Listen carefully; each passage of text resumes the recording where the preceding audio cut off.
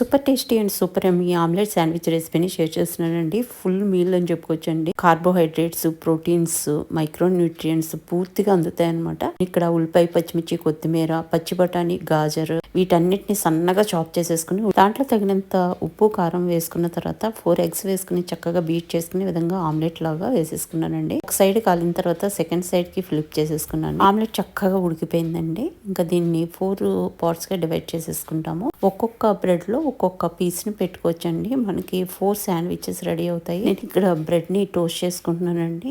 కొంచెం అట్లా రోస్ట్ అయిన తర్వాత దాంట్లో గ్రీన్ చట్నీ, మనం వేసుకున్న ఆమ్లెట్, తర్వాత ఒక చీజ్ స్లైస్ వేసుకుని దానిపైన ఇంకొక బ్రెడ్ తో క్లోజ్ చేసి చక్కగా దీన్ని రెండు వైపులా రెడ్ కలర్ వచ్చేలాగా కాల్చుకునే విధంగా స్క్వేర్స్ గా కట్ చేసుకుని సర్వ్ చేస్తే ఎంత యమ్మీగా ఉంటుందో చెప్పలేను. సూపర్ టేస్టీగా ఉంటుంది. మీరు స్నాక్స్ గా కానీ, బ్రేక్ఫాస్ట్ లో కానీ, లేదా డిన్నర్ గా కూడా మనము దీన్ని ఎంజాయ్ చేయొచ్చండి. ఫ్రెండ్స్, మీకు ఈ వీడియో నచ్చితే లైక్ చేయడం మాత్రం మర్చిపోవద్దు. మీరు చేసే ప్రతి లైక్ చాలా విలువైంది.